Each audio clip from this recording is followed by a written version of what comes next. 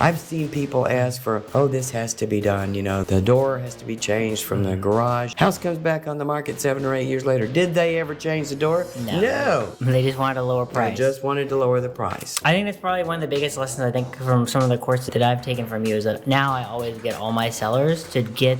So one of the things I was going to ask you too is so as a realtor, let's say I have a seller and whether I write the contract or have the buyer write the contract, what are the kind of stipulations? We'll start with kind of just residential. What kind of things do you need to make sure they're in the contract, or you at least need to be aware of so that you make sure that you're protected as a seller? Gosh. Well, there's a lot, I mean, But are there any maybe common mistakes that happen more often than others?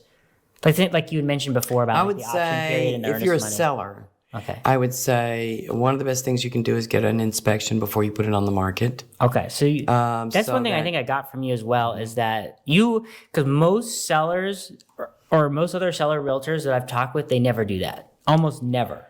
They're always The contract says that you're buying it as is, which means you're buying it as is with the knowledge you have when you write the offer.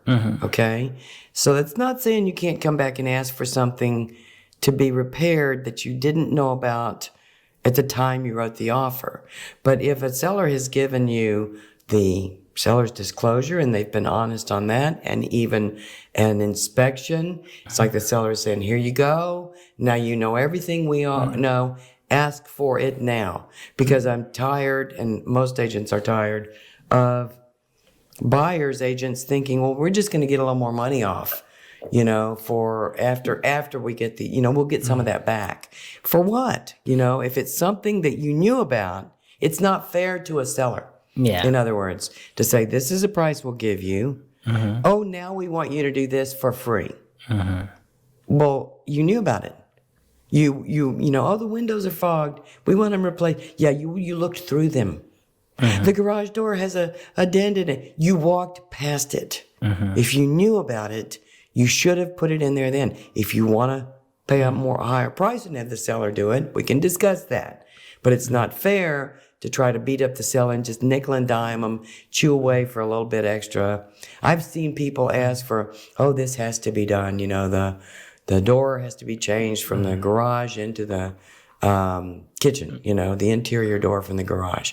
House comes back on the market 7 or 8 years later. Did they ever change the door? No. They just wanted a lower price. I just wanted to lower the price. I think that's probably one of the biggest lessons I think from some of the courses that I've taken from you is that now I always get all my sellers to get an inspection done. They don't like it because they have to pay for it up front, but I tell them It'll every save time. it's like $400 or $500, Yeah. but it could save you a couple of thousand. Exactly, because the thing is then it's very hard for a buyer to negotiate because they knew about this before it existed. Right. And then you save those I don't know what you call it, renegotiation period, I guess, is during the option period. But that's what they call it the option period, but they're just finding out, they're trying to figure out ways to lower the price on after they. It's not what it's for. It's to make sure that you want to go through. Yeah, but I mean, purchase, is a lot of times buyers will come back. Yes. I didn't know about after the inspection report, they'll complain about cosmetic things. Yes. That they clearly Or knew it was about. not code when the house was built. Exactly. We want that done. No, it wasn't. You saw it. It was built in 94. It was code for when it was bought. I had one time say, well, we wanted to.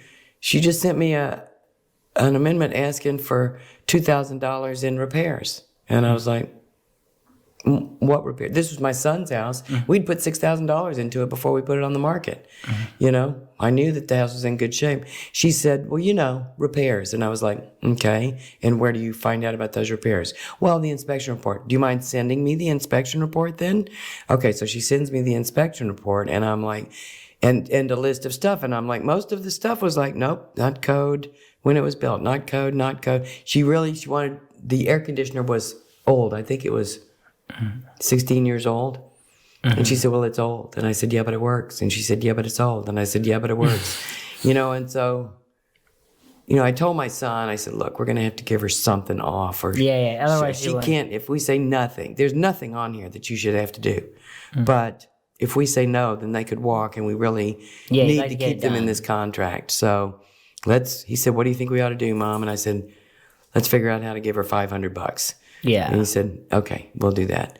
And then I think so she took it. She needed to save face. Yeah. You know, if I made her, I knew she'd been telling, oh, don't worry, we'll get $2,000 back. And then if she had to go back and tell them they're not going to do anything, she'd be mad, you know. And so I had to give her something. Yeah. So. No, I understand how that works. Sometimes I think you gotta know negotiation. You have to be able to give them something, or else they just look bad, and then it's just gonna make it tough. They're gonna tell their it's client tough. no. Yeah.